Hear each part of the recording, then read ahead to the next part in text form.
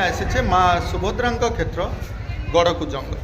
यही गड़कुजंग माँ सुभद्रा क्षेत्र कहीं ये पीठ को कहुच्छे आम जगन्नाथ क्षेत्र कहीपर जमी पुरी रे जगन्नाथ क्षेत्र अच्छी सेपरी केन्द्रापड़ा आमर अच्छा बलदेव जीव ये गड़कुजंग अच्छा माँ सुभद्रा। यार अतीतर इतिहास कौन लुचि रही ए पीठर ए विषय किसी आलोचना रखा तत्सहित जाना दर्शन करवा एवं चतुर्पार्श्व अति सुंदर नाट मंडप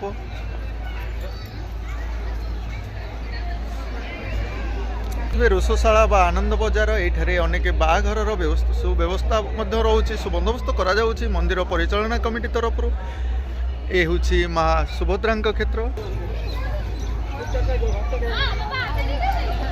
सुंदर बाघर सुंदर व्यवस्था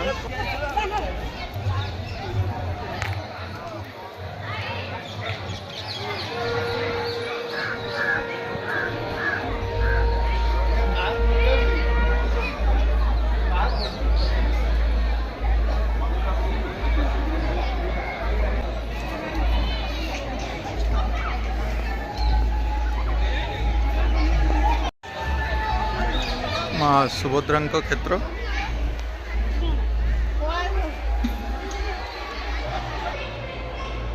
सबरी हाथर प्रभु राम कोली खाऊर सुंदर ये चित्र लक्ष्य कर कौरवर सभा स्थले द्रौपदीर जनाना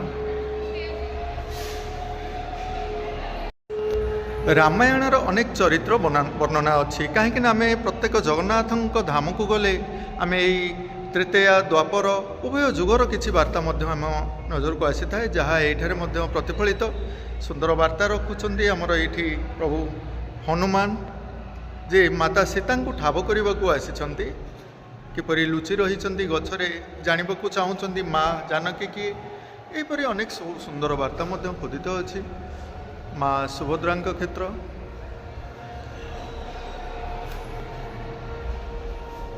जय हो सनातन धर्म आम हिंदू संस्कृति मध्य आमर बड़ ठाकुर जे जगन्नाथ धाम श्रीक्षेत्र आम जाचे पुरी बलदेव जे केन्द्रापड़ा बलदेव जीव नाम सेठी अधिष्ठित माँ सुभद्रा ए गड़कुजंग। आसतु माँ दर्शन करवा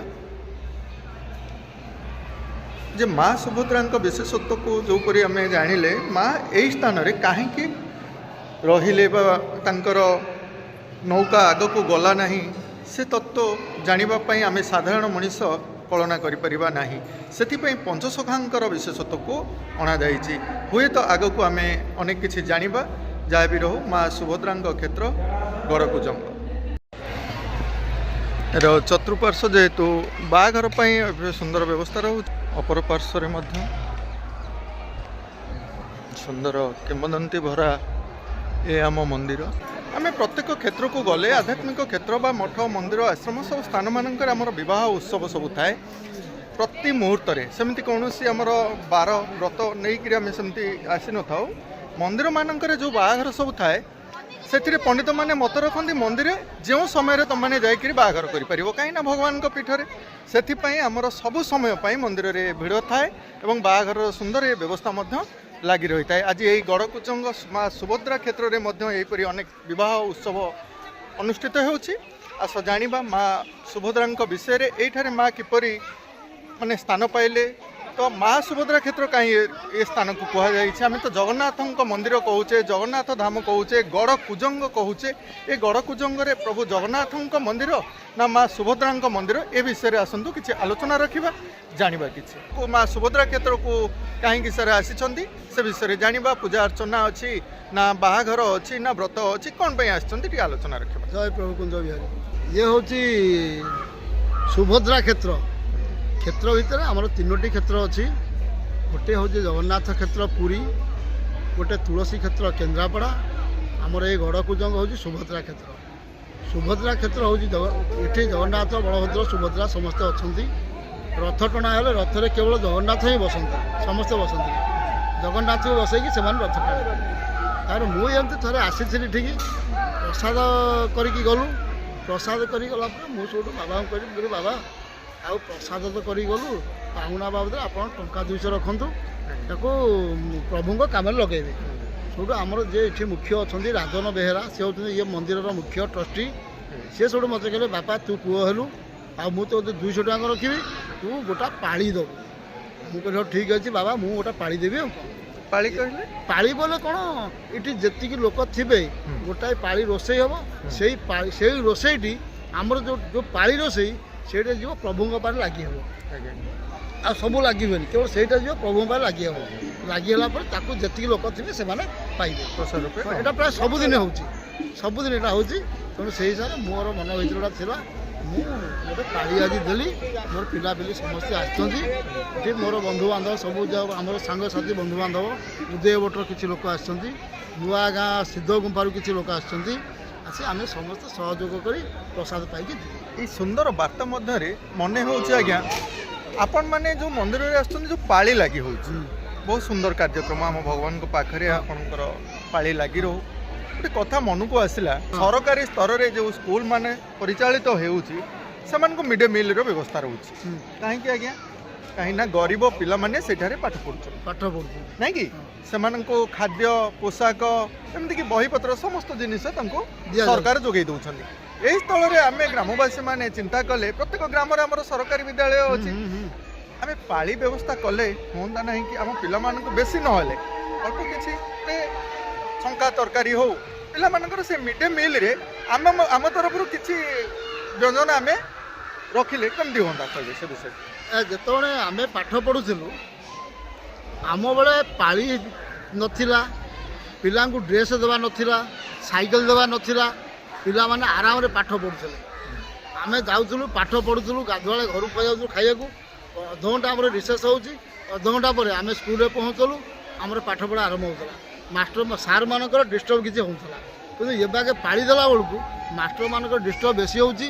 ସେମାନେ ପାଠ ପଢ଼ାରେ ମନ ନ ଦେଇ ପାଳି ଦିଆହେଲା, ତା ରୋଷେଇ ବାସଲା ସେଠି ଲକ୍ଷ୍ୟ ରଖିବେ, କେଉଁଠି ଡ୍ରେସ୍ ଦିଆହେଲା ସେଠି ଲକ୍ଷ୍ୟ ରଖିବେ, ବହି ଦିଆହେଲା ସେଠି ଲକ୍ଷ୍ୟ ରଖିବେ, କେଉଁଠି ଅଣ୍ଡା ଦିଆହେଲା ସେଠି ଲକ୍ଷ୍ୟ ରଖିବେ। ଏମିତି ଲକ୍ଷ୍ୟ ରଖି ଶେଷକୁ କିଛି ନାହିଁ, ପାଠ ପଢ଼ାର ଶୂନ୍ୟ। ପାଠ ପଢ଼ାରେ ବିମୁଖ ହେଉଛନ୍ତି ଟିଚର ମାନେ, ଆପଣ ମତ ରଖୁଛନ୍ତି? ଠିକ୍ ଅଛି ଆଜ୍ଞା, ଯଦି ପାଳି ଆମେ ରଖିବାନି ସରକାର କାହିଁକି ପିଲାମାନଙ୍କୁ ଖାଦ୍ୟ ଦେଉଛି? କ'ଣ କାହିଁକି ଦେଉଛି? ସେ ବାବଦରେ ଅଯଥା କାହିଁ ଖର୍ଚ୍ଚ ହେଉଛି? ପିଲାମାନଙ୍କର ପାଠ ପଢ଼ାରେ କାହିଁ ଡିଷ୍ଟର୍ବ ହେଉଛି? ପିଲାମାନଙ୍କର କ'ଣ ବାପା ମା' ନାହାନ୍ତି ଡ୍ରେସ୍ ଦେବାକୁ? ସେମାନଙ୍କ ମନ ଇଚ୍ଛା ଯାହା ଖର୍ଚ୍ଚ କରୁଛନ୍ତି, ଗୋଟା ପିଲାଟାକୁ ବହି କିଣିକି ଦେବାକୁ ତା ସାହସ ନାହିଁ। ଆଜ୍ଞା, ଗରିବ ପିଲା ଏବେ ପାଉନାହାନ୍ତି, ଖାଦ୍ୟ ପାଉନାହାନ୍ତି, ପୋଷାକ ପାଉନାହାନ୍ତି ବୋଲି ସରକାର ଯୋଗାଇ ଦେଉଛି। ଆମ ବେଳେ ତ ବେଶୀ ଗରିବ ଥିଲେ, ବର୍ତ୍ତମାନ ତ କମ୍। ଆମ ବେଳେ ବେଶୀ ଗରିବ ଥିଲେ, ଆମେ ସବୁ କେମିତି ଚଳୁଥିଲୁ, ଆମେ କେମିତି ପାଠ ପଢ଼ୁଥିଲୁ? ସେଇ କଥାକୁ ଯଦି ବିଚାରକୁ ନବା, ସେତେବେଳେ ଆମର ଥିଲା ପୋର ବଏଜ ଫଣ୍ଡ ଗୁଡ଼ା ଥିଲା ଗରିବ ପିଲାଙ୍କ ପାଇଁ। ସେମାନେ 25 ପଇସା ଦେଉଥିଲେ ଚାନ୍ଦା, ମାନେ ମାସିକ ଚାନ୍ଦାଟା ଦିଆଯାଉଥିଲା 25 ପଇସା। ଯିଏ ଧନୀ ପିଲା ତାଙ୍କୁ ସେ ଦେଉଥିଲେ ଟଙ୍କାଏ 25 ପଇସା। ତ ଆମେ ପୁଣି ସେତେବେଳେ ପଇସା ଦେଉଥିଲୁ ନାଇଁ କି? ହଁ, ବର୍ତ୍ତମାନ ସେତକ ନାହିଁ।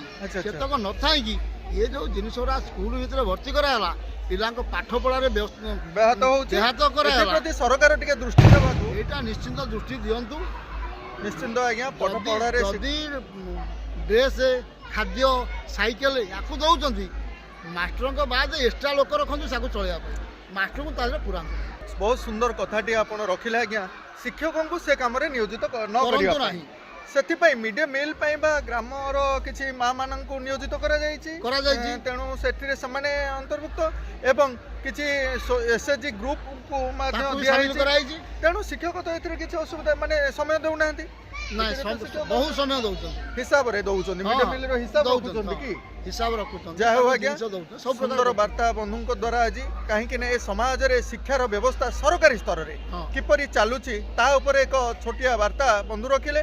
ଆପଣମାନେ ବିଚାର କରନ୍ତୁ, ଆମେ ମନ୍ଦିର ଆସି ଯେଉଁପରି ପାଳି ଦେଉଛେ, ଠାକୁରଙ୍କ ପାଖରେ ଭୋଗ ଲାଗୁଛି, ଯଦି ଆମ ସରକାରୀ ସ୍ତରରେ ଯେଉଁ ପିଲାମାନେ ଅଛନ୍ତି ପ୍ରକୃତରେ ଯଦି ସେମାନେ ଗରିବ ଅଛନ୍ତି, ସେମାନଙ୍କୁ ମଧ୍ୟ ଆମେ ସେବା କରିବା। କାହିଁକି ନା ଆମେ ଜାଣିଛୁ ମାନବ ସେବା ହିଁ ମାଧବ ସେବା। ସେଥିପାଇଁ ଆମେ ମଧ୍ୟ ସେବା କରିବାକୁ ପଛଘୁଞ୍ଚା ଦେବୁ ନାହିଁ, ଯାହା ବନ୍ଧୁ ବାର୍ତ୍ତା ରଖିଲେ।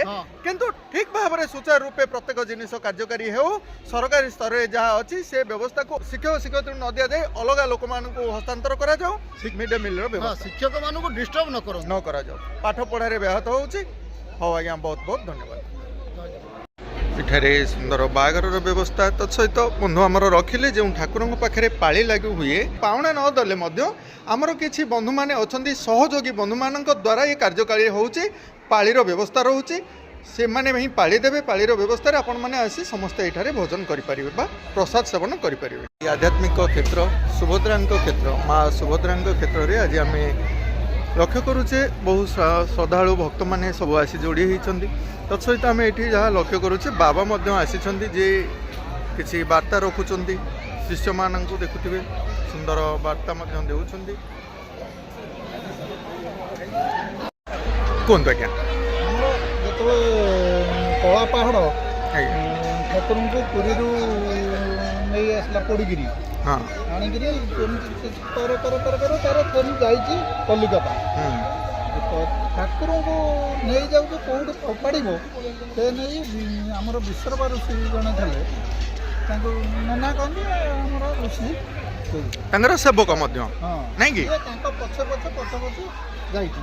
ଆଜ୍ଞା ତାପରେ ସେ ଯେତେବେଳେ ଗଙ୍ଗା ନଦୀ କୂଳରେ ପହଞ୍ଚନ୍ତି ହଁ ସେଠି ଜଣେ କହିଦେଇରେ ତୋ ହାତଟା ହେଇଗଲାଣି ସେତେବେଳେ ଘା ଆଚ୍ଛା ତୁ ସେ ପୋଡ଼ା ଜିନିଷଟାକୁ କାହିଁକି ହୁଏନି ତୁ ତାକୁ ଗଙ୍ଗା ନଦୀରେ ଫୋପାଡ଼ି ନେଇଥିଲୁ ହଁ ହଁ ତାକୁ ଫୋପାଡ଼ି ଦେଲେ ତୋ ହାତଟା ଭଲ ହେଇଯିବ। ଏହା କହିବାରୁ ସିଏ ଗଙ୍ଗା ନଦୀରେ ପକେଇ ଦେଇକିରି ତାର ସେ ଚାଲିଛି ଗଲା ପରେ ଆମର ଇଏ ଯେଉଁ ବିଶ୍ୱରୂପା ସୁଧା ଥିଲେ ସିଏ ତାଙ୍କୁ ସେଇଠୁ ଫଳରେ ପୁରେଇକିରି ସିଏ କରେ ସେ ନଦୀ କରେ ଆସିକିରି ଆମର ରହିଲେ ନା ଆମର ମହାବୀର ଯୋଉଠି ରହିଛନ୍ତି ହଁ ମହାବୀର ପାର୍ଶ୍ୱରେ ଆଖିପିଟା ନଦୀ ଅଛି ତାଙ୍କୁ ସେଇଠି ଗାଧୁଆ କରନ୍ତି ସେଇଠି କୁଞ୍ଜଲତା ତଳେ ଠାକୁର ରଖିଥିଲେ ଯେତେବେଳେ କାଳକ୍ରମେ ଆମର ରାଜା ଶାସନ ଚାଲିଥିଲା ସେତେବେଳେ ଆଜ୍ଞା ଯାହା ଶୁଣିଛି ରାଜା ଯାଇଥିଲେ ପରିକ୍ରମା କରିବାକୁ ଆଇଛନ୍ତି ନଅରୁ ଆସିଲା ପରେ ଠାକୁର ତାଙ୍କୁ ସ୍ୱପ୍ନାଗତ ହେଇଛନ୍ତି ଆରେ ତୁ ଯାଇଥିଲୁ ମୁଁ ସେଇଠି ଅଛି ତୁ ଦେଖିପାରିଲୁ ହଁ ଆଉ ତୁ ମୋତେ ଆଣିକି ମନ୍ଦିର କରି ରଖ। ତା ପରଦିନ ରାଜା ସବୁ ପୁଣି ସନ୍ଧ୍ୟା ସନ୍ଧ୍ୟା ନେଇଯାଇଛନ୍ତି ନେଇକିରି ଖୋଜାଖୋଜି କରି ଠାକୁରଙ୍କୁ ପାଇଲେ ଯେତେବେଳେ ଠାକୁରଙ୍କୁ ପାଇଲେ ଠାକୁରଙ୍କୁ ଆଉ ମହାବୀରଙ୍କୁ ସମସ୍ତଙ୍କୁ ନେଇ ଆସିଥିଲେ ଏ ଜାଗାକୁ ସେ କୁଞ୍ଜଲତା ତଳୁ ଆଣିଥିବାରୁ କୁଞ୍ଜ ବିହାରୀ ନାମ ଦିଆଗଲା। ଆଉ ମହାବୀର କ'ଣ କଲା ନା ରାତିରେ ରାଜାଙ୍କ ମହରକୁ ଆଉ ବୁଲି ଗଲେ ବସବାସ କଲେ ହେଲେ କ'ଣ ନା ମୋ ପ୍ରଭୁ ଯାଇଛନ୍ତି ସେଠକୁ ଦକ୍ଷିଣ ଦିଗକୁ ଫେରିବା ପର୍ଯ୍ୟନ୍ତ ମୁଁ ଅପେକ୍ଷା କରିଛି ମୋତେ ସେଇଠି ନେଇ ଛାଡ଼ିବେ ମହାବୀରଙ୍କୁ ନେଇକରି ସେଠି ପୁଣି ସ୍ଥାପନ କରିକିରି ଆସିଲେ। ତାପରେ ଠାକୁର ଆସିକିରି ମନ୍ଦିର କିନ୍ତୁ ପରେ ଠାକୁର ଆମର ପୁଣି ପୁରୀ ଗଲେ ଯେତେବେଳେ ଗଲେ ସୁଭଦ୍ରା ଏଇଠି ରହିଲେ ମା ସୁଭଦ୍ରା ଆଉ ଗଲେ ନାହିଁ ସେଥିପାଇଁ ମା ସୁଭଦ୍ରା ଏଇଠି ରହିଲେ ରାଜା ନେଇକି ଯାଉଥିଲେ। ହଁ ଯେତେବେଳେ ଆମେ ଜାଣୁଛେ ମା ସୁଭଦ୍ରା ଏଇଠାରୁ ଗଲେ ନାହିଁ ରାଜାଙ୍କ ସମୟରେ ରାଜା ଏଇଠାରେ ରଖିଲେ କିନ୍ତୁ କାହା ମାଧ୍ୟମରେ ଏ ସ୍ଥାନରେ ଆଜି ଏଇ ଲୋକାର୍ପଣ ହୋଇପାରିଛି ଏ ମନ୍ଦିର ଏତେ ଉନ୍ନତି ହୋଇପାରିଛି ଏ ବିଷୟରେ ଆମେ ଯାହା ଜାଣୁଛୁ ଲୋକମତରେ ଲୋକମାନେ ଯାହା ମତାମତ ଦିଅନ୍ତି ରାଜନ ବାବୁଙ୍କ ବିଷୟବସ୍ତୁ କିଛି ରଖନ୍ତି ଆସନ୍ତୁ ଆମେ ଏ ବିଷୟରେ ରାଜନ ବାବୁଙ୍କ ସହ କିଛି ଆଲୋଚନା ରଖୁ। ଏ କ୍ଷେତ୍ରକୁ ସୁଭଦ୍ରା ମା ସୁଭଦ୍ରାଙ୍କ କ୍ଷେତ୍ର ବୋଲି କୁହାଯାଇଛି ଏ ବିଷୟରେ କିଛି ଜାଣିବା ଆସୁ। ଏଇଥିପାଇଁ କୁହାଯାଉଛି ଯେତେବେଳେ କଳା ପାହାଡ଼ ପୁରୀ ଶିବିର ଆକ୍ରମଣ କରନ୍ତେ ଆଜ୍ଞା ଥରେ ତ ନୁହଁ ଦୁଇଥର ନୁହଁ 19 ଥର ଆକ୍ରମଣ 21 ଥର ପାତାଳି ଏଇ ଭିତରେ ଯେତେବେଳେ ଶେଷ ଆକ୍ରମଣ ଇଏ କଲା କଳା ପାହାଡ଼ ଦୌଡ଼ି ବାନ୍ଧି ହାତୀ ପିଠି ଲଦି ଏ ଯେତେବେଳେ ଗଙ୍ଗା ନଦୀ କୂଳରେ ଅଗ୍ନିଶୋଧ କରନ୍ତେ ତା ଦେହ ଜଳିବାକୁ ଲାଗିବ ତৎକ୍ଷଣାତ୍ ସେ ଚିତ୍କାର କଲା ଆଲ୍ଲାହକୁ ସ୍ମରଣ କଲା ଏ ଆଲ୍ଲାହ ମୁଁ ଆଜି ଜଳିପଡ଼ି ମରିଗଲି ଆଉ ତୁ କ'ଣ କଲୁ ତୁ ଆଜି ପ୍ରଭୁଟି ଆଲ୍ଲାହ କିଏ ଭଗବାନ କିଏ ତାଙ୍କ ଅଗ୍ନିଶୋଧ ଜଳିପଡ଼ି ମରିଗଲି ତତ୍କ୍ଷଣାତ୍ ମୃତ୍ୟୁରେ ଫିରିକି ଯାଇ ଗଙ୍ଗା ନଦୀ ଗର୍ଭକୁ ସେ ପଳାୟନ କଲେ ତା ସାଙ୍ଗେ ତାର ସୈନିକମାନେ ପଳାୟନ କଲେ କିନ୍ତୁ ଏହି ସମୟରେ ଭକ୍ତ ବିଶ୍ୱର ମହାନ୍ତି ସେ ତ ଯେମିତି ଆମେ ଯେମିତି ଆଜି ଏକାଠି ହେଇଥାଏ ଯେମିତି ବସୁଦେବ ପ୍ରଭୁ ନେଲା ଭଳିଆ ସେଇ ଭାବରେ ଆସି ବିଶ୍ୱର ମହାନ୍ତି ପହଞ୍ଚି ତାଙ୍କ ନାଭିକୁ ଉଦ୍ଧାର କରି ଉଦ୍ୟମ ଖୋଳରେ ପୁରେଇ କେତେ ନଦୀ ନାଳ ପାର ହେଇ ଆସି ଏଇଠି ପହଞ୍ଚିଲେ ଏଠି ଯେତେବେଳେ ପହଞ୍ଚିଲେ ଘଞ୍ଚ ଜଙ୍ଗଲ ଏଠି ଜନବସତି ନାହିଁ ଏଠି ପୁରା କଣ୍ଟାଳିଆ ଜାଗା, କଣ୍ଟାଳିଆ ମାଟି, ନଦୀନାଳ ପରିପୂର୍ଣ୍ଣ। ଏଠି କମ୍ୟୁନିକେସନ୍ କିଛି ରାସ୍ତା ସୁବିଧା ନାହିଁ। ସେଠି ପହଞ୍ଚି ତଳେ ଆଣିକରି ସେଇ କଳାପାହାଡ଼ ଭୟରେ ସେ ଗୋଟେ କରୋନା କୁଟୀର କରି ପତ୍ର କୁଡ଼ିଆ କରି ନାଭିକକୁ ପୂଜା କଲା। ଏଠିକି କିଛି ଦିନ ପରେ ଏ ରାମ ରାଜାକୁ ସମାନ ସାହି ରାଜା ମୁଁ ଏଠିକେ ପତ୍ର କୁଡ଼ିଆରେ ପୂଜା ପାଉଛି, ମନ୍ଦିର ନିର୍ମାଣ କରି ମୋତେ ପୂଜା ଅର୍ଚ୍ଚନା କରେ। ପଥର ରାଜା ସମସ୍ତେ ଖୋଜିଲେ, ଖୋଜିଲେ ଭିତରେ ଏକ ଦେଖିଲେ ଗୋଟେ ଜାଗାରେ, ଏଇ ଜାଗାରେ ଏକ ବଗ ଛଞ୍ଚାଣୁ ଖୁଣ୍ଟୁଛି। ଆଶ୍ଚର୍ଯ୍ୟର କଥା, ଛଞ୍ଚାଣୁ ତାହେଲେ ଶହ ଶହ ବଗ ଖୁଣ୍ଟିବ। ଏଇଠିଆ କଥା ଇଏ ଜାଣିଲେ ବୀର ମାଟି, ପବିତ୍ର ମାଟି, ଏଠି ମନ୍ଦିର କରାଯିବ। ନିର୍ମାଣ ମନ୍ଦିର କରାଗଲା ଯେ ପ୍ରଭୁକୁ ଏଠି ପୂଜା ପାଇଲେ। ସେତେବେଳେ ସେ ସମୟର ଦ୍ୱିତୀୟ ରାମଚନ୍ଦ୍ର ଥିଲେ ରାଜା, ପୁରୀରେ ଗଜପତି ଥିଲେ। ସେ ସାରଙ୍କ ପରମ ଭକ୍ତ ଥିଲେ। ଦିନ ରାତି ମହାନିଶି ଠାକୁରଙ୍କ ମନ ପାଇଁ କାନ୍ଦ ସେପଟେ ରାଜା ସେ ଗଡ଼ଗୋଲସ୍ଥ ଜାଗାରେ ଅଛି। ତେଣୁ ସମସ୍ତେ ସାଙ୍ଗେ ସାଙ୍ଗେ ସେ ପଞ୍ଚସଖା ପଠାଇଥିଲେ। ପଞ୍ଚସଖା ସେ ପହଞ୍ଚିଲେ ଏଠି ରହିଲେ କେଉଁଠି ଅନନ୍ତପୁର ଯେଉଁ ଜାଗା ବର୍ତ୍ତମାନକୁ କହୁଛନ୍ତି ସୂର୍ଯ୍ୟଙ୍ଗ ଅନନ୍ତପୁର ରହି ସେଠି ତଳେ ସେ ଠାବ କଲେ। ପଞ୍ଚସଖା ତାଙ୍କ ନାଁରେ ଯେଉଁ ବଳରାମପୁର, ଅନନ୍ତପୁର ଆଉ ସେ ଜଗନ୍ନାଥପୁର ଆଉ ସେଠି ଯେଉଁ 5ଟି ଗ୍ରାମରେ ସେ ରହିଲେ, 5ଟି ପଞ୍ଚସଖା ନାମିତ ହେଇଛି। ସେ ରହିଛି ଠାବ କଲେ। ଏଠି ଜାଣିଲେ ଯେ ସୂର୍ଯ୍ୟଙ୍ଗରେ ଠାକୁର ପୂଜା ଅର୍ଚ୍ଚନା ପାଉଥିଲେ। ତৎକ୍ଷଣାତ୍ ଯାଇକି ରାଜାଙ୍କୁ ଖବର ଦେଲେ।